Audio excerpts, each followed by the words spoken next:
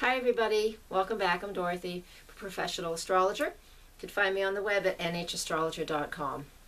Today I want to talk about the month of June for those of you who are Taurus.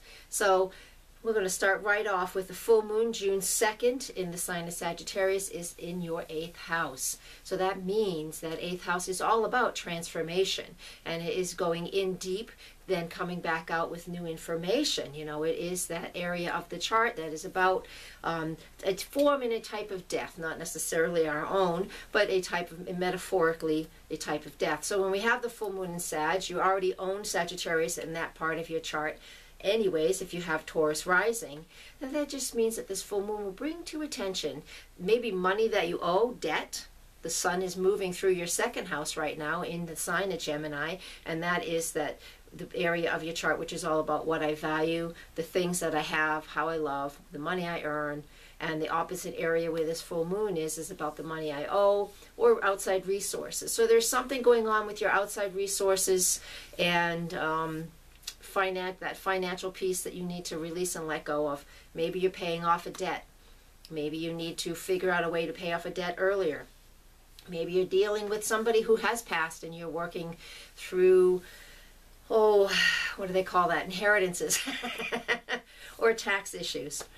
Those are all things that the full moon in that area of the astrology chart will bring to your attention. So allow this to happen for you. It makes life easier.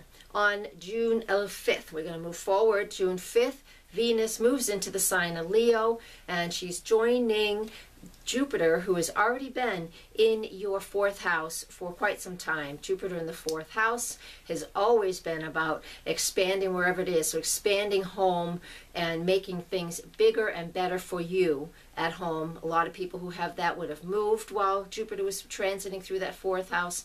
Today, on June 5th, Venus moves into the sign of Leo and will join Jupiter later in July, but right now she's going to join Jupiter there in that 4th house of home and family. So we take pride in our home. We're going to decorate things up. We're going to make things look beautiful and really feel comfortable, like and clean and fresh. It's kind of like redoing a room or redecorating a room. Now we also have Venus making a trine aspect to Saturn at this point too.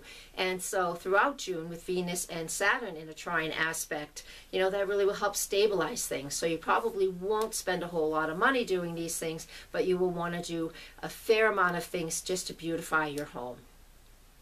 Let's move on to June 11th. Mercury moves direct in the sign of Gemini. It has been retrograde for 3 weeks, and it's in your 2nd house. So the things that you value, your money may have gone through some ups and downs over the last 3 weeks. You have been just trying to work through what that value is all about as far as things and stuff, or spending money or earning money. All of these things will be on our mind while Mercury was retrograde in that sector of our charts.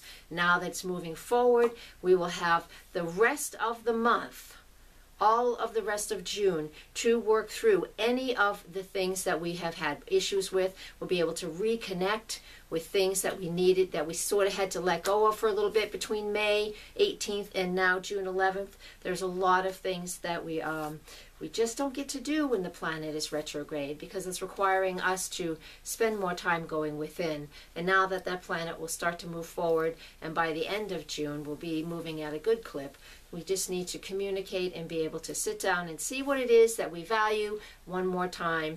It starts with that full moon on June 2nd, and we really will have the whole month of June to go through what it is that we have as values, what you love and what you want to earn, and all of those things that go with that.